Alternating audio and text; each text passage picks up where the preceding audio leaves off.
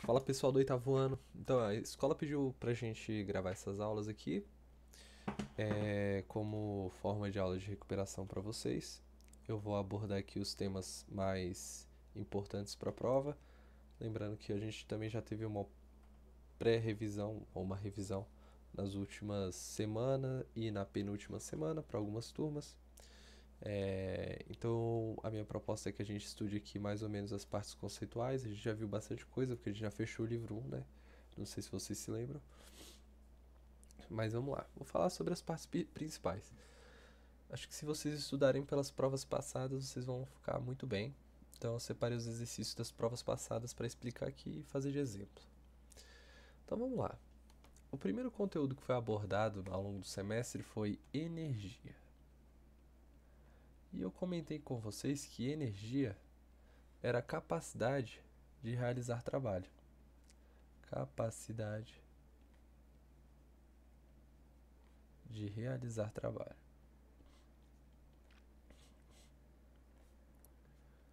O que significa isso? Significa, por exemplo, que eu posso utilizar energia para, sei lá, levantar alguma coisa, como por exemplo no elevador. Eu posso usar energia para movimentar algum objeto, por exemplo o carro, que utiliza energia química do combustível para poder se movimentar. Bom, só que os seres humanos, eles dependem de algumas fontes. E aí eu tenho as fontes de energia. Essas fontes aqui, ó, me dizem da onde que essa energia foi formada. São a origem da energia. E elas podem ser de dois tipos. Eu tenho as energias renováveis. Opa, vou escrever com verde para ficar uma coisa bem ambiente. Temos a energia renovável, fontes renováveis, em vermelho aqui em roxo, e as não renováveis. Acontece que as renováveis, elas se renovam num curto período, enquanto as não renováveis demoram muito, mas muito tempo para se renovarem. Não é que exista uma fonte de energia que nunca irá se renovar. O que acontece é que existem fontes de energia que demoram muito tempo para se renovar. Ou seja, não é compatível com a vida humana. Então, se ela se esgota agora, muito provavelmente nossos netos, bisnetos e tataranetos também não terão alcance, não terão acesso àquela fonte energética. Então, temos as renováveis, que se renovam em, entre aspas, curto período, compatível com a vida humana. E as não renováveis, que se renovam num período muito grande de tempo. Renovam num período incompatível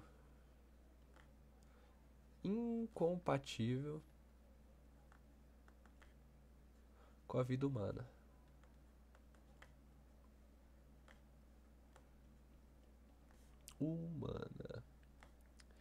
Exemplo de energia não renovável: os combustíveis fósseis, como por exemplo gasolina, diesel, gás natural.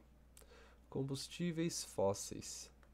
Ora, para a gente ter acesso a esse combustível fóssil, foi necessário que há milhões e milhões de anos atrás os dinossauros tenham vindo a óbito e aí depois o seu resto tenha sido amassado por camadas de matéria orgânica tempos a tempos até que tenha se transformado no petróleo, por isso que o nome é combustível fóssil.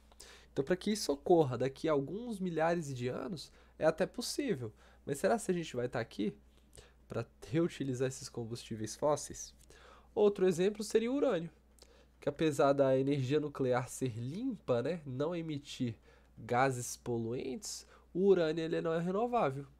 Existe um limite de urânio que eu posso utilizar, e inclusive por conta do seu descarte, né? O urânio, como ele é radioativo, a partir de um tempo ele não funciona mais para geração de energia e eu tenho que descartar ele em algum canto. Deixa eu ver outra além de combustíveis fósseis e urânio. Acho que esses dois exemplos aqui são suficientes, eles resumem bem. Agora, de renováveis. Renováveis, por exemplo, eu tenho a biomassa. O Brasil, por exemplo, é um grande exemplo da utilização de biomassa, por conta da cana-de-açúcar. Nós somos um país que, além de produzir o etanol, que é o álcool que é utilizado nos veículos automotores, essa mesmo bagaço da cana, ele é utilizado para queima e aí se transformado em energia elétrica. Ou seja, eu planto cana-de-açúcar, transformo em biomassa para gerar energia, que é o bagaço da cana-de-açúcar e o próprio etanol, e logo depois eu posso replantar essa cana-de-açúcar. Isso aí dura um intervalo de 1 ano no máximo, então é um tipo de energia renovável. Temos a famosa eólica, que utiliza a força dos ventos, temos a energia hídrica, que utiliza a força das águas, e assim por diante, ok? Então, nós temos então, a partir das fontes, as formas de gerar energia. Formas de gerar energia. E se ela é renovável ou não, vai depender da sua fonte. Energia. A questão é que a energia, ela nunca desaparece. Ela sempre é transformada.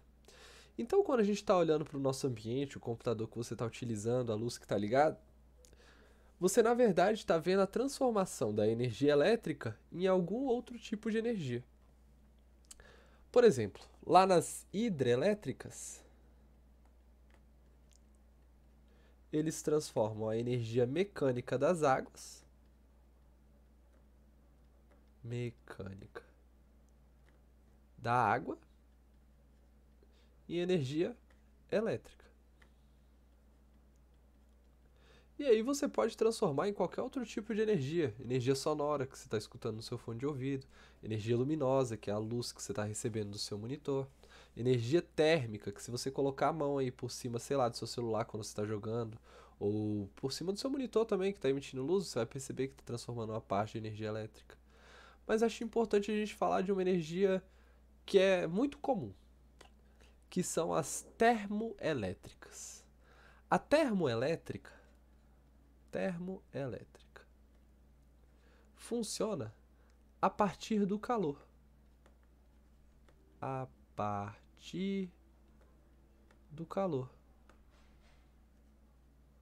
Ou seja, ela pega a sua fonte de energia, transforma em calor, ela pega o calor, esquenta a água, que se vaporiza. E esse vapor gira uma turbina gerando energia mecânica. Energia mecânica. E assim a gente é capaz então de transformar essa energia mecânica em energia elétrica. E a termoelétrica, ela pode ser limpa ou suja, né? Por exemplo, uma termoelétrica que usa urânio, apesar de não renovável, produz energia limpa, porque não expele gases tóxicos para a atmosfera. Mas ela pode ser também uma energia suja, como por exemplo os combustíveis fósseis. Então a termoelétrica pode ser tanto limpa quanto suja.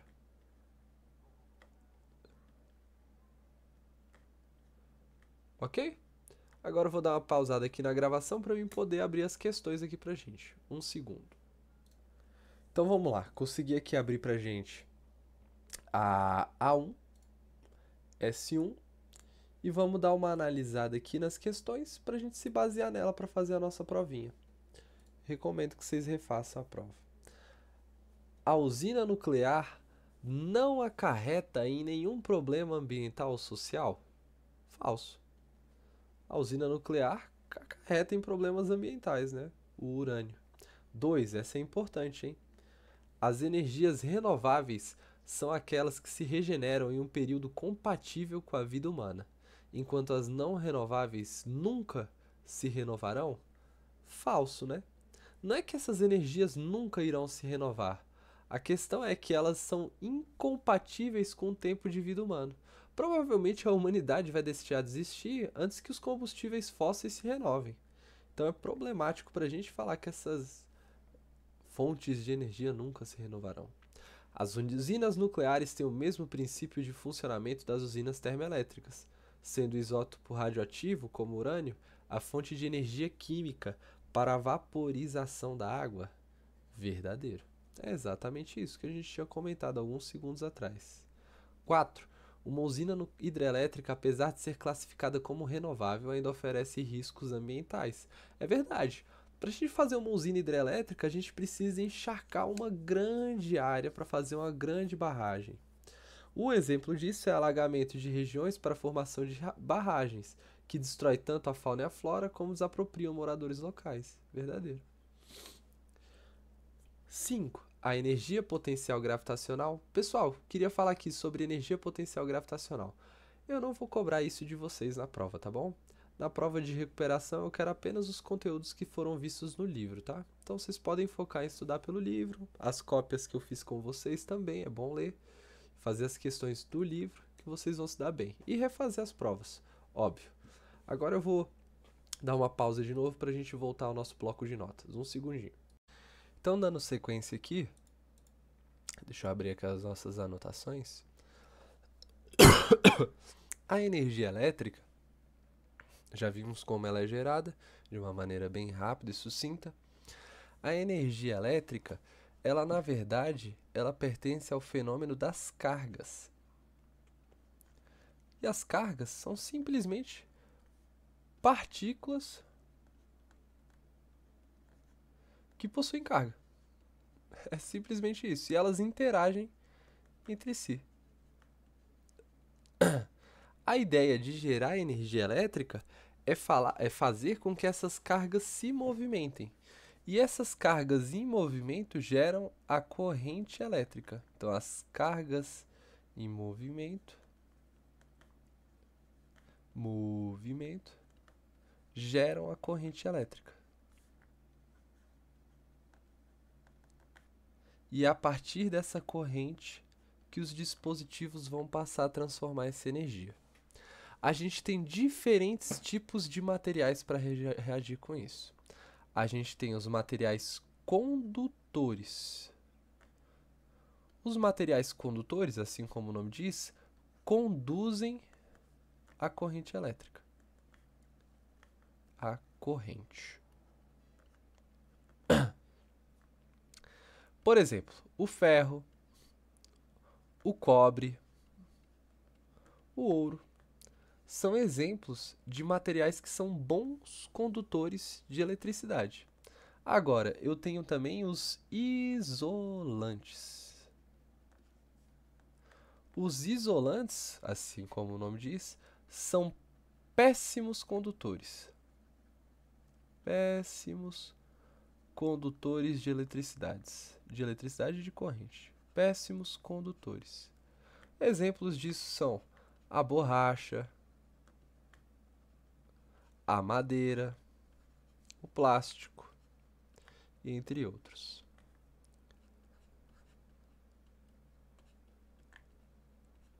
Ok? A corrente elétrica, ela é expressa na unidade de medida chamada ampere. Então, a unidade de medida da corrente elétrica é o ampere.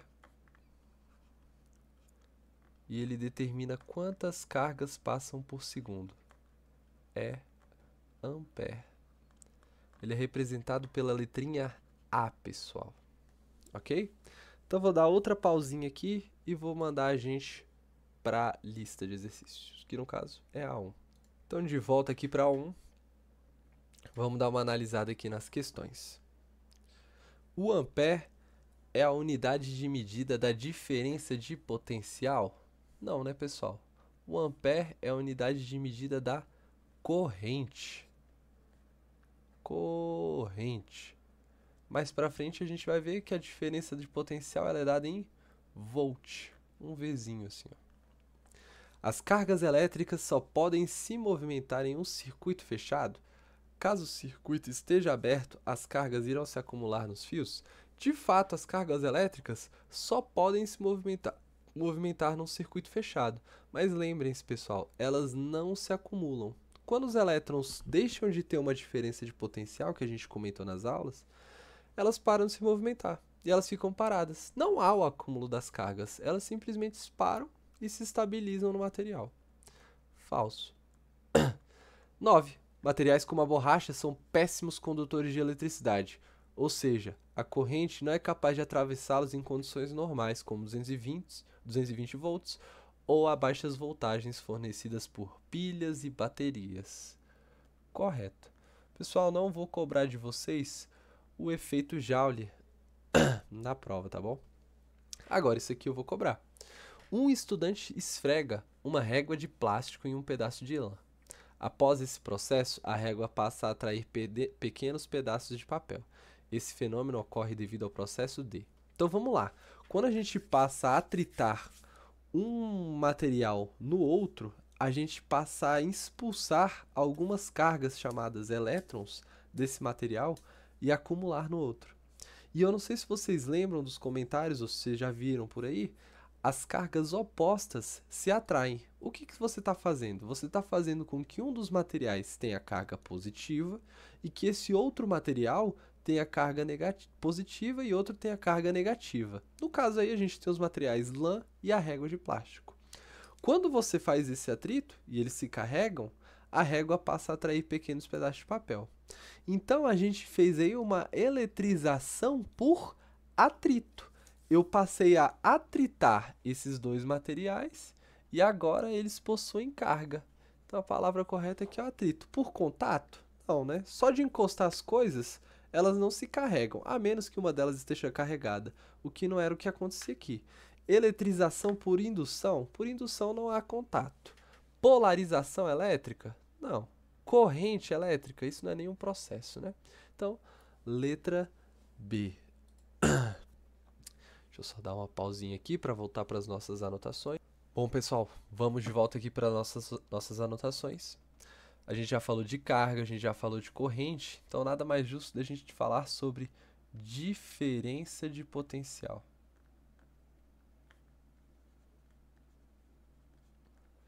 A diferença de potencial é a causa da corrente elétrica. Então, vou colocar aqui, ó, é a causa, vou colocar até em letra maiúscula, da corrente elétrica. Não há corrente elétrica se não há diferença de potencial. A gente pode pensar na diferença de potencial como se fosse, sei lá, levantar um objeto. Desculpa. Se eu pego, sei lá, essa minha caneta aqui e coloco ela a uma certa altura, a tendência que ela tem é cair. Por quê? Porque existe uma diferença de potencial. A energia potencial gravitacional aumenta à medida que a gente ganha altura. Agora, as coisas sempre vão da maior energia para a menor energia. É como um elétron. Ele sai do polo positivo da pilha, aonde a corrente, né, sai do polo positivo da pilha, aonde há a maior diferença, a maior potencial elétrico, e vai para o polo negativo, onde existe o menor potencial elétrico. Então, a diferença de potencial é a causa da corrente elétrica. Ela é dada pelo volt, que é a unidade dividida, é dada pela unidade. Eu vou escrever o N aqui das nossas notas. Volt, que é representada por um V. E é análoga à reação da gravidade, né? Sempre dá maior potencial para o menor potencial. Então, eu vou colocar aqui, ó. Sempre as cargas vão do menor do maior, perdão, do maior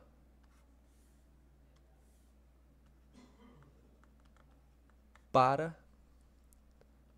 o menor potencial.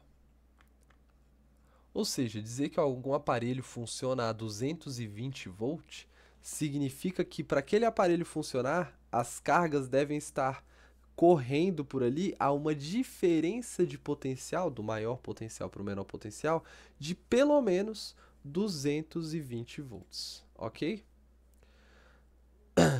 Bom, vamos falar agora, deixa eu ver, vamos falar logo de potência? Já falamos de cargas, condutores, diferença de potencial, então eu acho que é bom que agora a gente fale de potência elétrica. Vou adicionar uma nova página aqui. Potência elétrica. Potência elétrica. Pessoal, dizer que alguma coisa é potente significa dizer que ela transforma energia com uma grande velocidade. A potência nada mais é do que a taxa com que alguma coisa transforma energia em relação ao tempo. Ou seja, é a razão entre energia, que eu representei pela letra E, e o tempo. A potência é expressa pela unidade de medida watt. Expressa pelo watt, que é representado por um W, ok? E a energia é representada pelo joule. Pelo joule. E o joule é representado pela letra J. E T é justamente o tempo que se passa utilizando algum objeto. Então, é o tempo. E ele é expresso na unidade de Sistema Internacional de Medidas pelo segundo. Ok? Se eu quiser, por exemplo, determinar a energia consumida de algum objeto, eu posso usar assim, ó, que energia é igual a potência vezes o tempo. Só que se eu utilizasse o tempo em SI, que é o segundo, seria problemático para fazer algumas contas, porque a gente não usa alguns dispositivos elétricos só por alguns segundos. A gente usa por hora. Então a gente utiliza a medida watt-hora. Então a energia que vocês vão calcular lá nos exercícios vai estar dada na unidade watt-hora vezes hora. Por quê?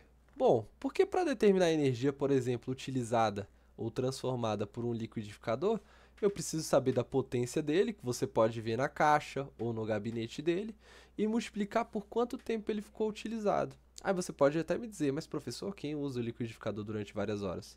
Bom, se você usa ele por alguns minutos do seu dia durante 30 dias, que é um mês, então você usa ele por algumas horas. Então faz sentido que a gente use essa unidade de medida, watt-hora, que é assim, ó, um W e um H. Por exemplo, imagina que você tem um liquidificador de potência 300 watts, ok? E que você utilize ele durante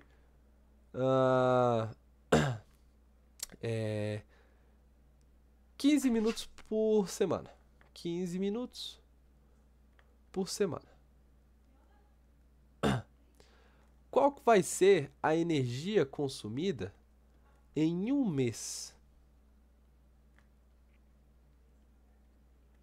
Bom, energia é igual a potência vezes o tempo. A potência do dispositivo é 300 watts. Eu uso 15 minutos por semana. Ou seja, um mês tem 4 semanas. Então, para saber quantos minutos eu utilizo por mês, basta multiplicar o 15 por 4. Então, o tempo aqui ó, são 15 vezes 4, vai dar 60 minutos por mês. Só que 60 minutos não é 1 hora? Então eu uso meu liquidificador aí 1 hora por mês. A potência é 300 watts vezes 1. 300 vezes 1, 300 watt-hora. E se eu quisesse deixar isso aqui ainda menor, porque você pode transformar essa unidade de medida. Eu posso dividir aqui por 1000 e transformar na unidade que a gente chama de quilowatt-hora. 300 dividido por 1000 é 0,3 kWh.